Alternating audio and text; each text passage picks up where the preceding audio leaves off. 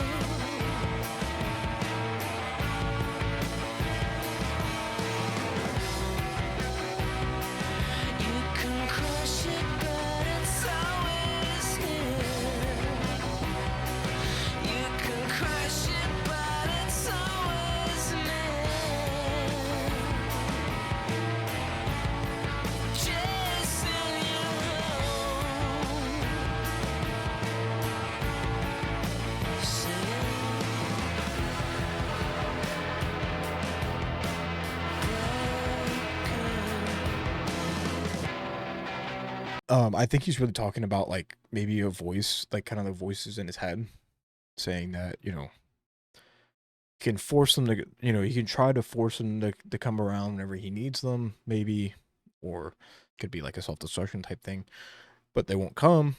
You could taste it, but it will not form in the sense of it's not an actual, physical thing or a physical being. It's just kind of in his head. You can crush it's always here, crush it's always near, in the sense of it's always going to be there in your head. You could try your hardest to get rid of them, but it's always going to be there, right?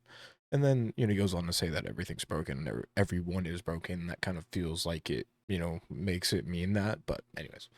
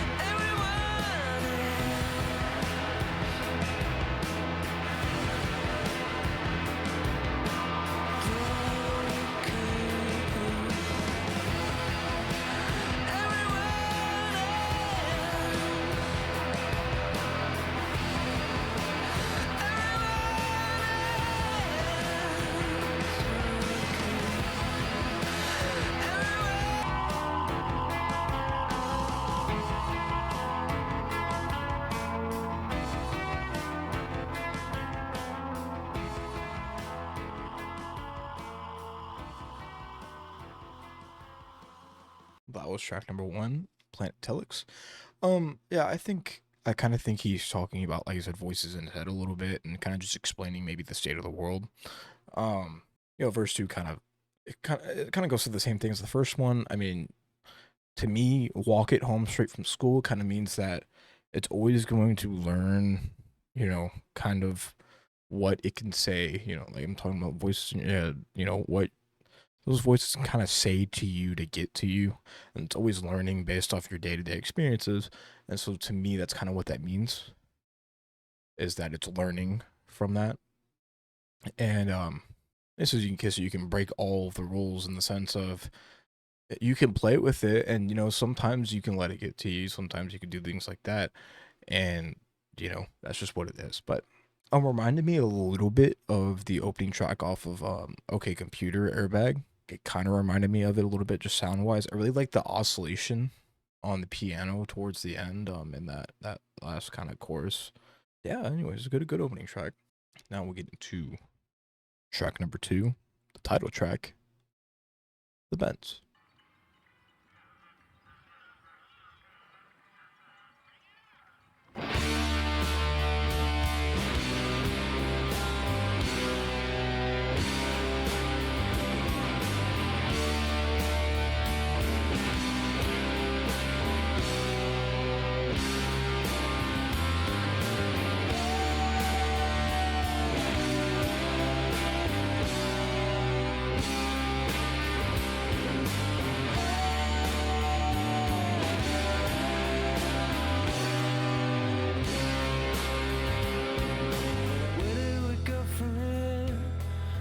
Coming out of when we're old. Baby's got the bends. Oh no, we're not having any real friends. No, just lying about with the drip fit on, talking to my girlfriend, waiting for something to happen. I wish it was the 60s, I wish we could be happy. I wish that something would happen. We're really delving into a rock sound here, and I'm feeling it. I like it. I really do. So it kind of feels a little bit like he's talking about their come up to fame and kind of the people around him, right? I mean, like on the first verse, basically he's saying, like, where are you when I need you, right? And I feel like that's kind of talking about the people surrounding him and him not knowing whether or not they're real or fake. And well, of course, the first thing he says is, where do we go from here? It's kind of like we just hit Hollywood, well, not actually Hollywood, but you know what I'm saying. But like they just hit this fame, hit the jackpot. What do we do now? Where do we go from here? And now he gets in the second verse and he says, I need to wash myself to hide all the dirt and the pain. So to me, that's kind of like he needs to wash himself to find himself again, right? Because now they skyrocketed, right? They had all this sudden fame. They released Creep and Pablo Honey, and next thing you know, they're massive. And so he needs to be able to still find himself within all of it and make sure he's staying true to himself. And then he starts going into, who are my real friends? Have they all got the bends? To me, it feels like the bends is really like him referring to fake people. And so if they have the bends, that means they're fake. So he asks, who are my real friends, or have they all got the bends, in terms of, are they all blinded by my fame? So he says, I wish it was the 60s. I wish we could be happy. He was born in 68. So maybe he's talking about when he was a child and he was happy. Maybe he's going back to, when he was younger and not, so popular. And that's a common theme, especially from what I've heard about the band now and kind of how they handled the fame. I heard they did really well with it, and they didn't really change at all. And so maybe that's really what he's trying to explore here, is how does he deal with it, with staying true to himself?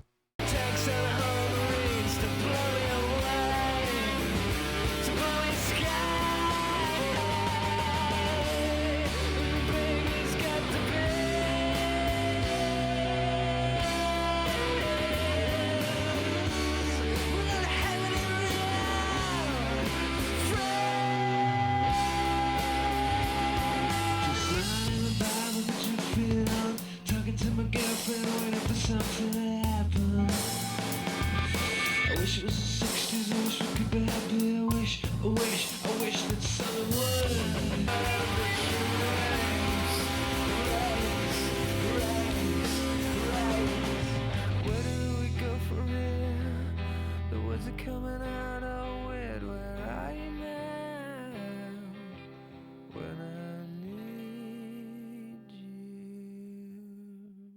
Okay, well, first, his voice has not changed, and that's for the better. It sounds exactly the same and just as beautiful.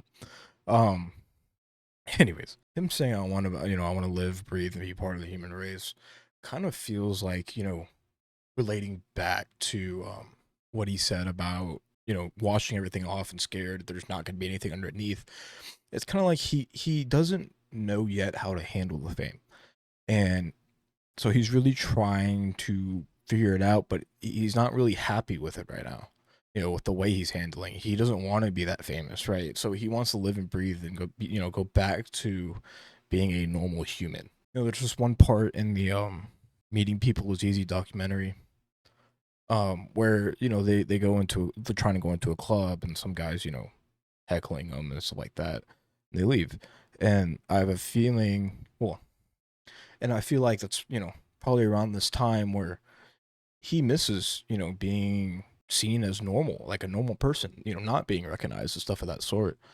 And with them being as humble and has and handling the fame as well as they have, um, it feels like that's probably true. All of them not wanting to be as famous as they are is probably true. Or at least Tom not being, not wanting to be as famous as he is probably true.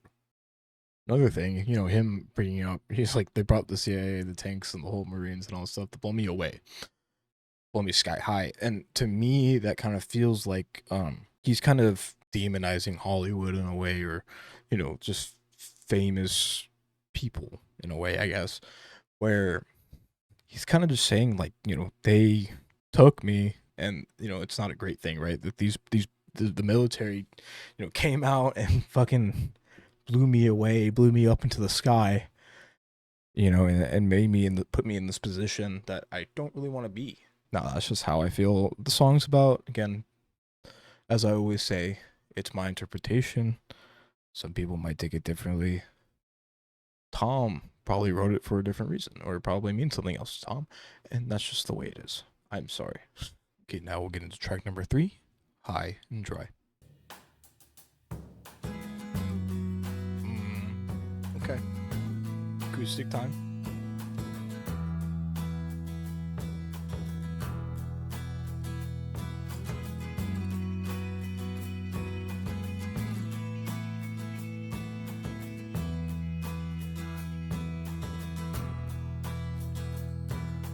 Two jumps in a week, bet you think that's pretty clever, don't you, boy? Flying on your motorcycle, watching all the ground beneath you drop. It may dry. Well, the main reason I say that is because he says you broke another mirror and you're turning into something you are not, in the sense of the fame is turning him to something he doesn't want to be. And then the chorus is kind of like he's pleading, the people around him, or maybe someone special to him, whatever, to not leave him because of what's happening. He's turning into a different person. He's telling the people around him not to, let him go because of what he's turning into, because that's not what he wants to be, right? And so he kind of gets into just some things about how, he's turning into a different person that would do certain things for recognition, do certain things to get people's attention, and that's not what he wants to be. They're the ones who hate you when you think you got the world. Oh, so stars. They're the ones who spit at you. You will be the one screaming out. Don't leave me high. Don't leave me dry. Don't leave me high. Don't leave me dry.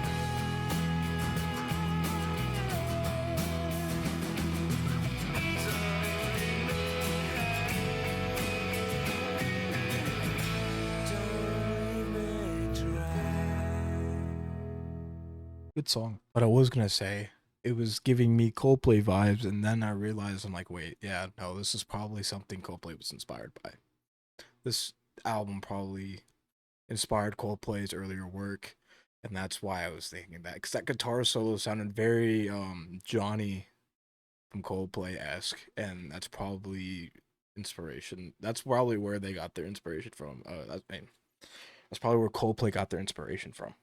Verse 3 kind of feels like he's talking about the the humbleness that he had, and the what he used to have, like him, the way he used to be was the best thing he ever had, and now it's gone. You know, it's kind of just him being super self-aware and talking to himself. Again, I don't know. I haven't listened to the album yet, of course. That's why we're here. I have a feeling this album's gonna follow this kind of this theme of trying to deal with fame. I mean, this is 3 years after the release of Creep.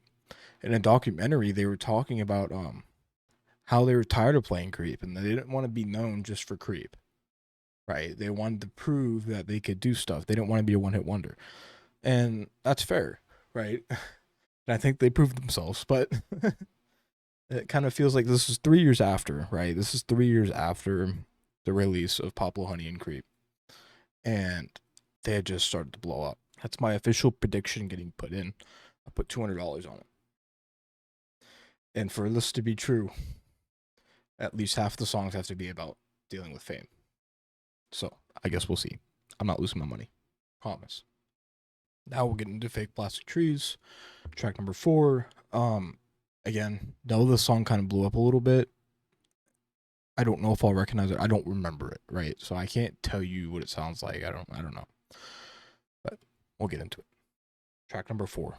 Fake Plastic Trees.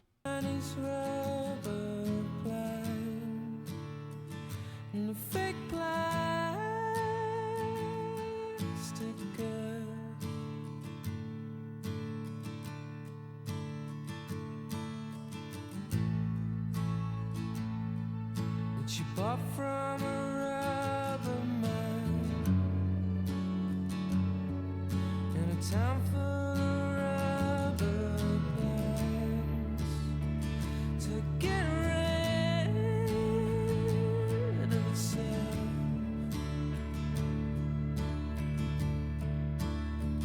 The words around.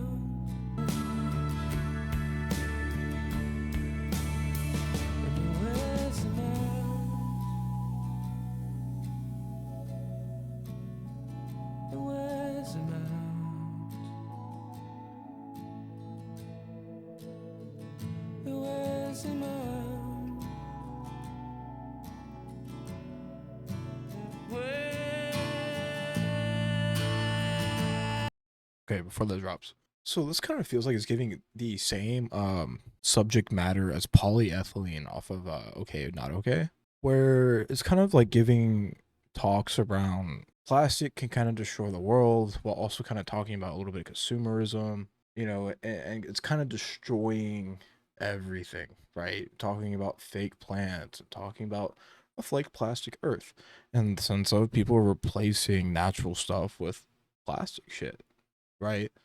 And I mean, it's also just kind of talking about the state of the world at that point. You know, then she talks about, you know, a broken man, you know, a guy that, you know, doesn't really know how to handle himself, crumbles and burns, you know, all the time, and you know that sort, and how he used to do, you know, surgery and stuff like that, how he used to be that guy, and how the world kind of wears him out. You know, everything wears everybody out. That's what it feels like this is talking about. So you get a W, right? You get the little W on this one. You get a W on this one. I'm still up 3-1. I need 7 songs to be about fame for me to win this bet. If not, then I don't know what I'll do. We'll see. Suggestions in the comments. Suggestions in the comments.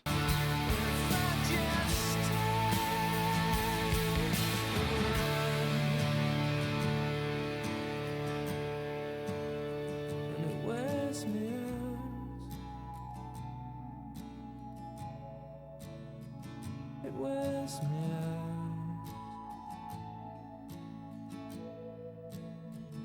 It wears me out. It wears.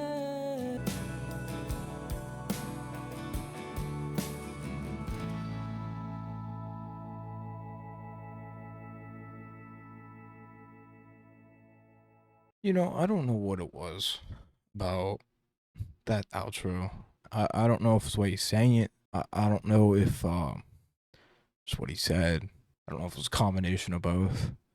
But that hit me hard emotionally. Like I don't know. I felt it in my soul the way he said that. Nearly cried actually, to be honest with you. I don't know why. It hit me a different way. First three really feels like he's kind of just talking about maybe his woman has had some like surgery done, stuff like that, change the way she is, like that. But he just wants to run away from it, dude. He wants to run away from it all the bullshit. Very, very, very good song. I really enjoyed that. I see why it's popular, right? I see why it's popular, and I know there's some people that have said that there's like a live performance of this or a couple live performances of this that are like really good. We'll get into track number 5, Bones. I've heard the name of the song thrown around a little bit, but other than that, I really haven't heard it. Oscillation.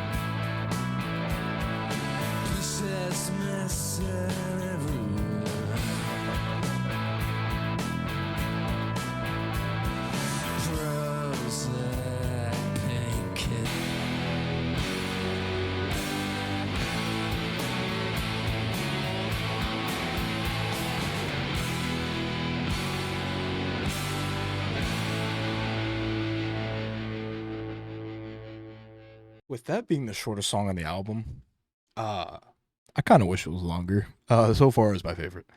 Um, I mean, it's a pretty straightforward song. It's just him not wanting to be old, essentially, and that's fair. I feel that, right? I feel that.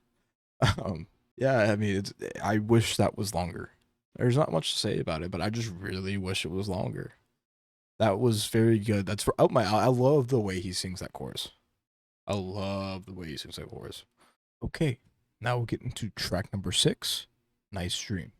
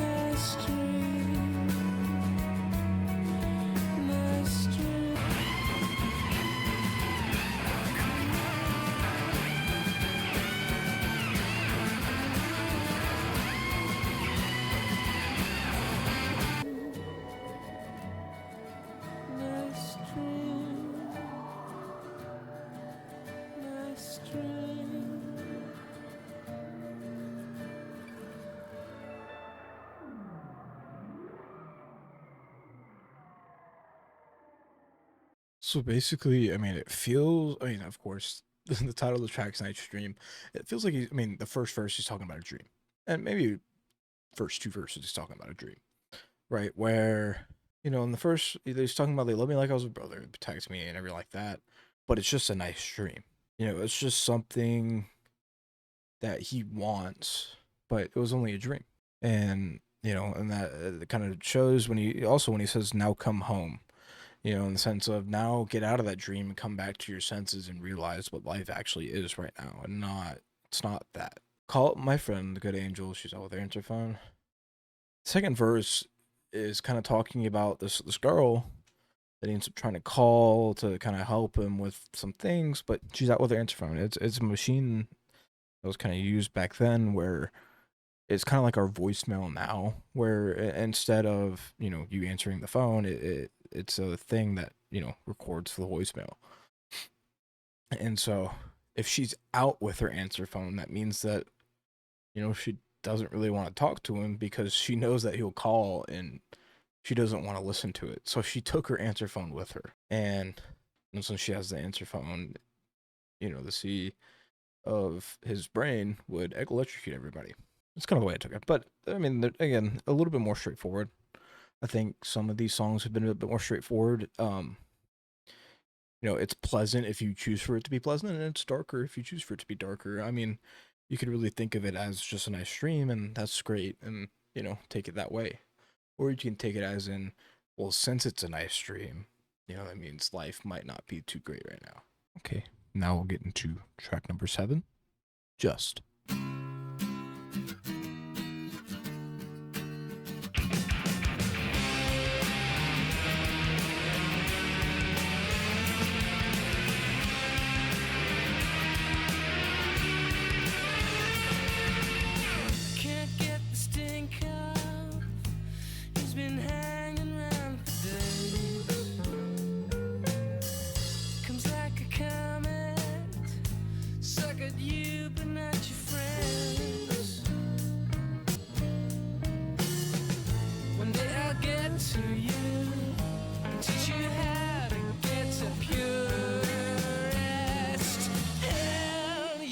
Quick pause before I lose my thoughts. It seems like he's really just talking about kind of self-loathing and things of that sort. Says can't get the stink off. He's been hanging around for days. Comes with like a comment and da. One day he'll get you. Seems like he and the stink that he's talking about is depression. Basically saying that one day it'll get to you and teach you how to be a holy cow, aka teach you how to, live in heaven. And then, of course, the chorus says you do it to yourself. And that's what really hurts, right? Because, Tonal Piles reference time, Trapdoor, off of self-titled. One of the lines in there is, nothing kills a man faster than his own head. And this is kind of the same, kind of the same thing, same meaning. Where basically it's like, it's not anything outside that's kind of forcing you to think this way. It's not, anybody else that's like, you should feel this way. No, it's your own mind. And that's what sucks, right? Because it's like, I wish it was something else outside that I could just kill off or get away from or run away from, but it's not. It's something in your head, and no matter how much you run, it's always going to be there. In the second verse, he's kind of talking to somebody else now, how they don't get his sympathy, even though they're hanging out on the 15th floor, insinuating they'll jump, change the lock 3 times. He'll still come reeling through the door. Again, coming back to the depression, and it's him kind of trying to tell his friend, like, yes, you could do all these things, but it's still going to come after you, and one day I'll get to you. In terms of one day, what I'm saying will get to you, will get through to you, and, maybe that won't, come anytime soon, and teach you how to get to pierced hell could kind of insinuate that he's saying that maybe when I get to you, you'll be able to heal enough to where you can come back to reality bit more and out of your head, and you can see the world as it is, which Tom describes as hell. And that's why Radiohead said you do it to yourself, just you and no one else, you do it to yourself. Do it to yourself.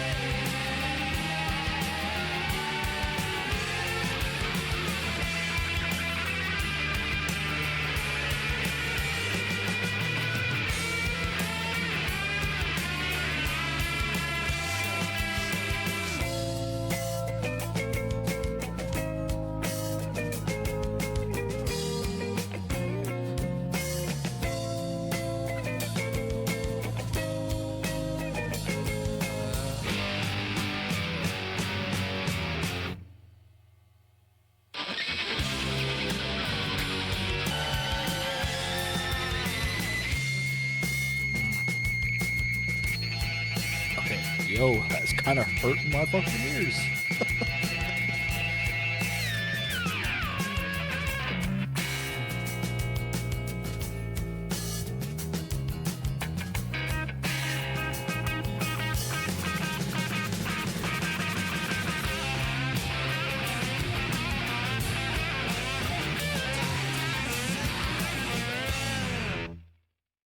That's how it ends?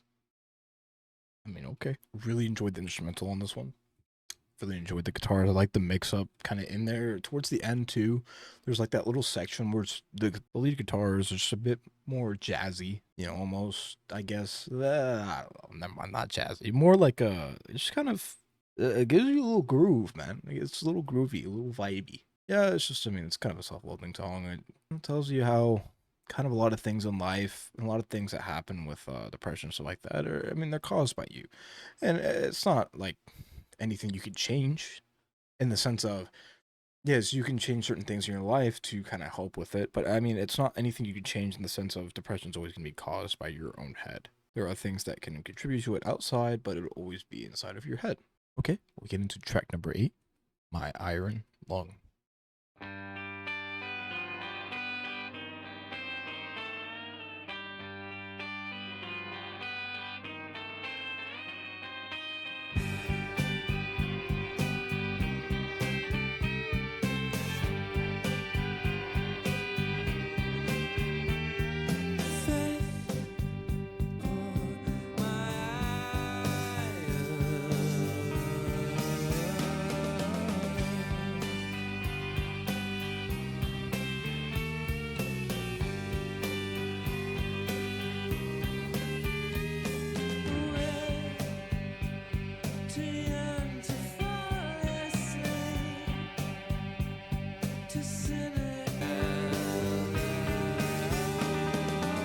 I think I receive a point here. What is it? What is it? What is it right now? Track 8.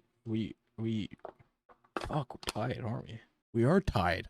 Oh, it's 4-4. This one's about fame. Second verse, basically saying that we're losing it, you know, and they scratch their eternal itch of fame. But he's too young to fall asleep, you know, too young to leave. And he's too cynical to speak in the sense of that the fame's kind of taking him over. Okay, it seems like they're also talking about creep, and that's what iron lung refers to, because an iron lung is basically a you know, it's kind of like a pacemaker, but your lungs. It's a lung that, you know, is mechanically driven. Okay, and so it's kind of like saying they're on life support, and the only thing that is, you know, driving them is their iron lung, aka creep. Again, it was in a documentary. They said they were tired of playing creep. It's not what they wanted to be known for, and so for the band to kind of hate on it themselves, kind of reinforces that idea of they don't want that to be, you know, their one hit wonder. So that's why he refers to it as our 20th century bitch, right? That's their song that was like their thing for the 20th century. And he says, we're grateful for our iron lung, which can be taken very sarcastically, you know. Like I said, they don't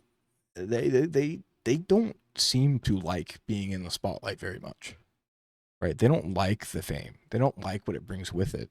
So him saying that we're grateful for it, it seems very ironic, like very sarcastic. Like they don't mean it, you know. And just like, you know, in the first verse where he says, from my life support, my iron lung, again, a little sarcastic, like, you know, this is the one thing that's keeping me alive is creep, when in reality, you know, they don't want it to be, you know. And then he goes on to, you know, in the first verse, he talks about how, you know, it's driving him away, and it does it every day. But he, you know, he knows back then they didn't mean for that to happen, but it hurts that it happened, right? So back then, you know, they didn't want creep to blow up like that. You know, they didn't want to, you know, possibly be a one-hit wonder, you know, and it drives him away from music and doing all of it every day.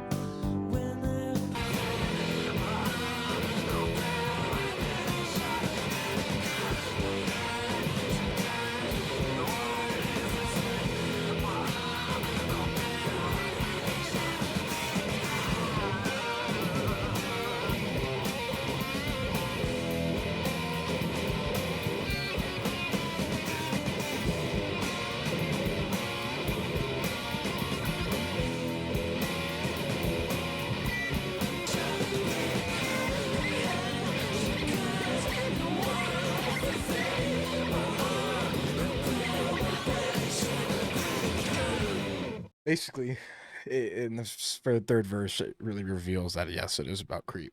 This is our new song, just like the last one. It's just another song, just like the last one. A total waste of time. Basically saying that Creep was just a waste of their fucking time because it took them somewhere they wouldn't want to be. So they're trying to just like keep making music and hope that and hope that one replaces it, and maybe it won't be a waste of time that time. You can really feel kind of the angst and the anger in the song, really, with the instrumental and the way Tom sings, and you can just feel it, right? You can really feel it. And then basically also at the beginning of the third verse, he says, "You sucked your teenage thumb, toilet trained and dumb." Basically saying back then they were teenagers when they made the song, and they're just stupid, for doing it. And that's hindsight thing, but I mean it's not a bad song, right? It's not a bad song. So, but I get what he's getting at, and it's just anger that what happened, and they didn't want it to be like that. And I guess probably part of it is they're also scared of having to, how they're perceived. Again, like I said, they did not want to be a one-hit wonder. They were scared to be perceived that way. And so this was kind of in response to it. Okay, now we'll get into track number 9, Bulletproof. I wish I was.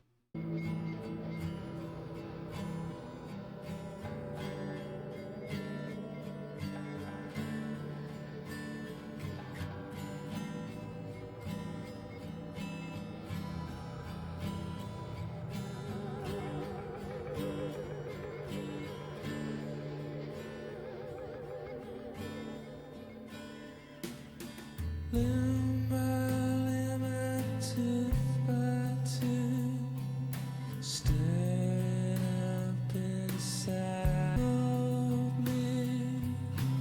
Eat the pins and stab them in. You have turned me into this. Just wish that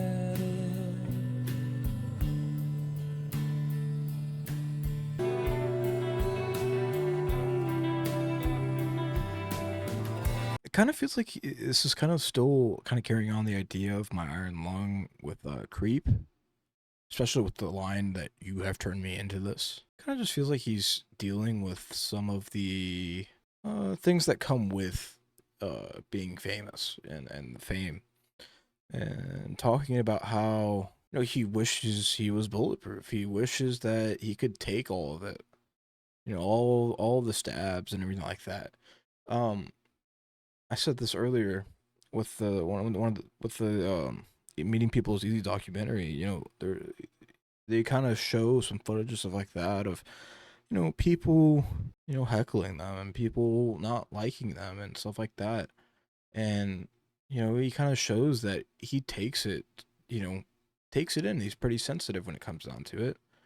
And I guess that's kind of the reason, a lot of the reason why he ended up falling into the depression he did. And the reason why, it's kind of been hard for him to get out of it. It's because he's sensitive, and I can relate to that in a way. so pay me money to take a shot. Red filled a hole in me. I could burst a million bubbles. I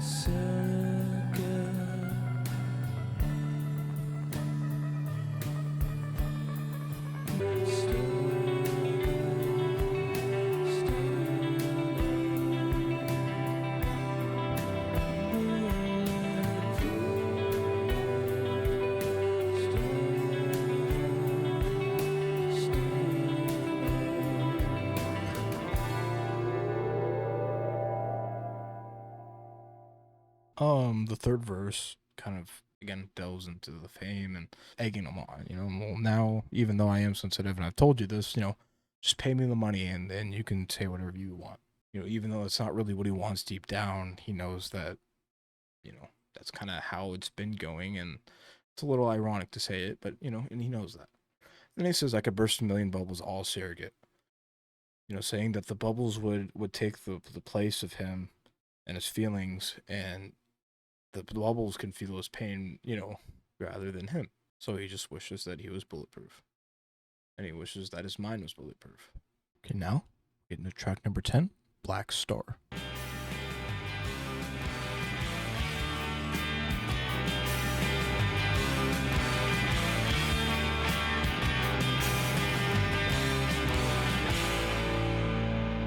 I get home from work and you're still standing in your dress and got what I do. I know all things are right. I try to stay awake, but it's 50 hours since that I last slept with you. But I would come to. It kind of just feels like he's talking about his significant other and kind of how she's experiencing some mental health issues and stuff like that, and kind of not really fully knowing how to navigate it, from his standpoint. I know all the things around your head, I know what they do to you, plus the troubled words of a troubled mind. I'm trying to understand what is eating you. He's trying to get it, and he tries to stay awake to talk to her and try to understand it, and he can't. And then he says, it's been 58 hours since I last slept with you, in the sense of she's been upset with him or something of that sort, but he really doesn't know why, and he has a feeling that it has something to do with her mental health. And so instead of really going and blaming her, he goes on to try to blame it on other things, to try to not upset her. Falling sky, blame it on the satellite. Leaves me alone.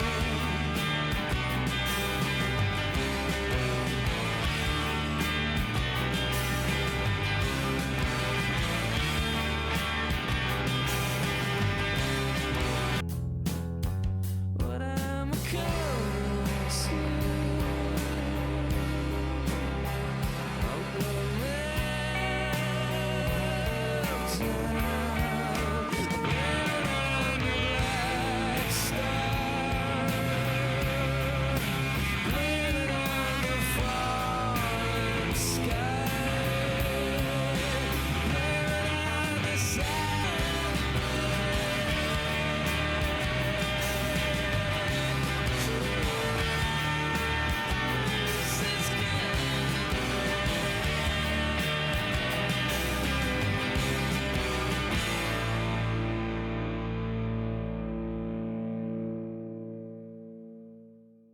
So it kind of changes up there at the end, where now he's talking about himself. He gets on the train, but now that he doesn't think of her, he keeps falling over, passing out when he sees a face like you. What am I coming to? I'm gonna melt down. He's suffering from the same thing now. And to me, him passing out, falling over when he sees a face like hers is kind of him, seeing himself almost now. Since he's experiencing the same thing, he's seeing the same person he saw in her when all this stuff was happening in the relationship. And so he doesn't want to believe he's ending up like that. And then he says, "Cruel, this is killing me." In the sense of, I don't want to be like this. And he goes on to blame it on these other things, trying to navigate it now. So instead of trying to navigate a relationship with somebody that's like that, now he's trying to navigate himself.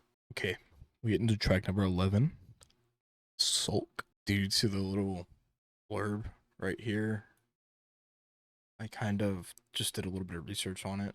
I couldn't really find a whole lot on it. And people's internet says it's only been played 4 times in show, and that a lot of people don't like it. People say it's because it's buried on the album, which, I mean, it is the second to last track. I guess we'll see.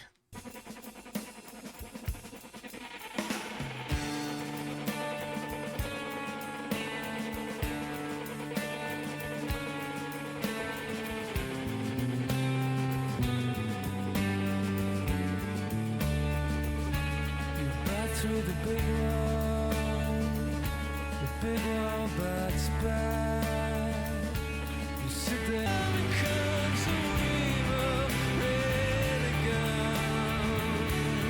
Just like you did, you never change. Okay, if this song's about what Genius said it's about, I don't know. I'm just gonna interpret it that way because I already read that, so we're gonna be there.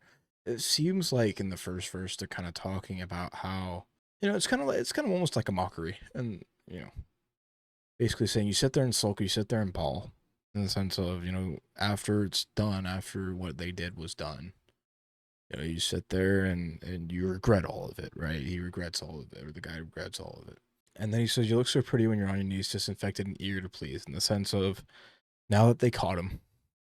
Now he's kind of pleading to stay alive because he regrets everything. He's disinfected.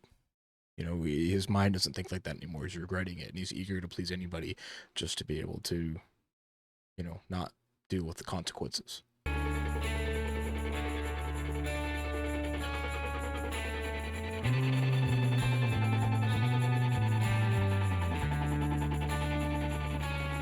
Each time it comes, it eats me alive. I try to relate. Sometimes you burn, God is just love. It becomes a river, ready to go. Just like you did, you never change.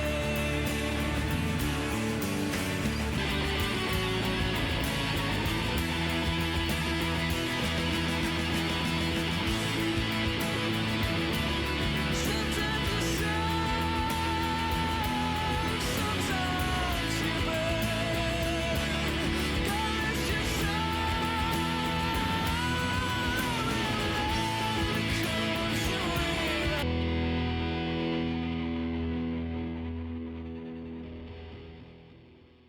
It seems like first two could be talking maybe in the I don't know all the details about what he's talking about, like the massacre that happened. I don't know all the details about it, but I have a feeling he might be talking like maybe in the perpetrator's perspective in verse 2, basically saying, every time it comes, it eats me alive. I try to behave, but it eats me alive.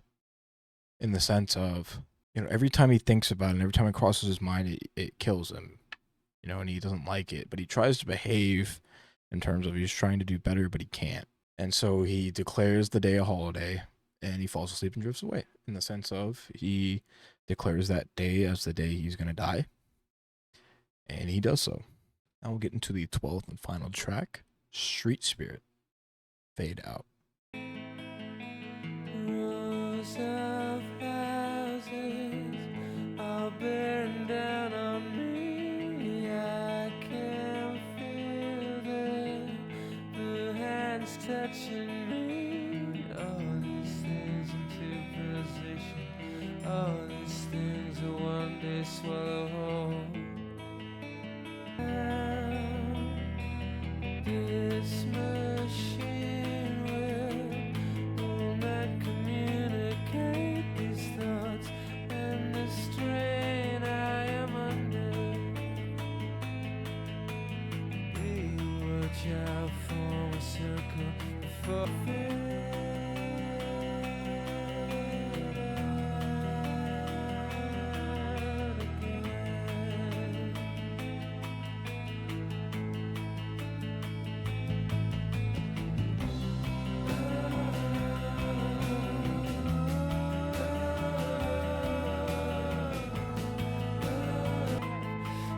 see its beady eyes. All these things into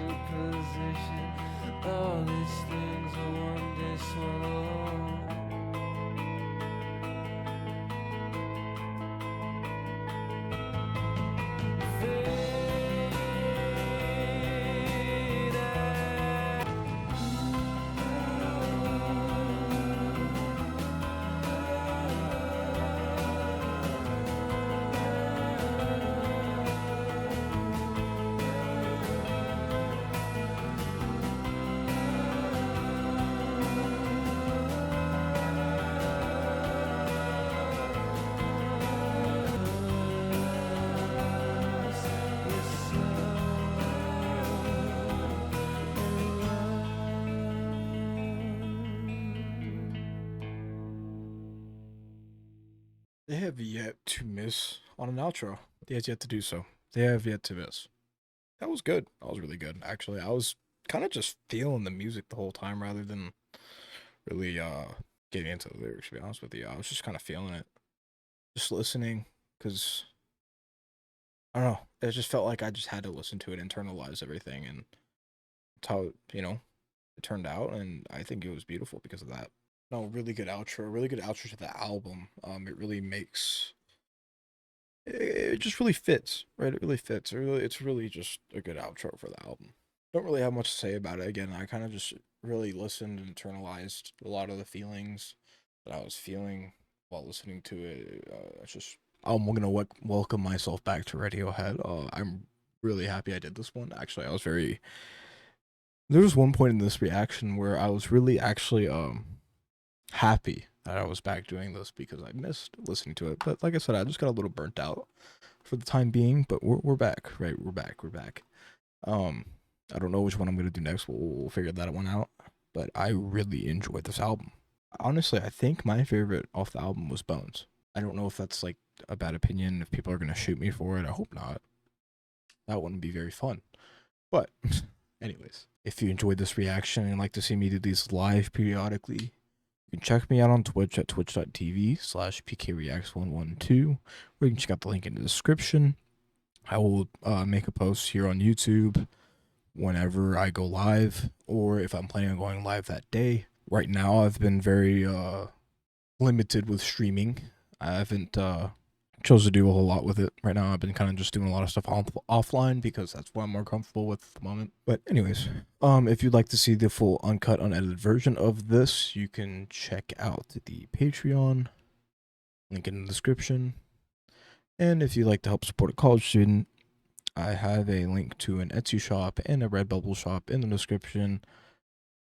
You don't have to buy anything, but a click on these links do go a long way for me getting views for more people to see it. Really enjoy this album. Excited to get back into more Radiohead. I have a feeling the journey is coming near to. I have a feeling this journey is coming to a close pretty soon here, with the amount of albums that are left. So we'll see what happens. But anyways, as always, stay safe, stay alive. I love you.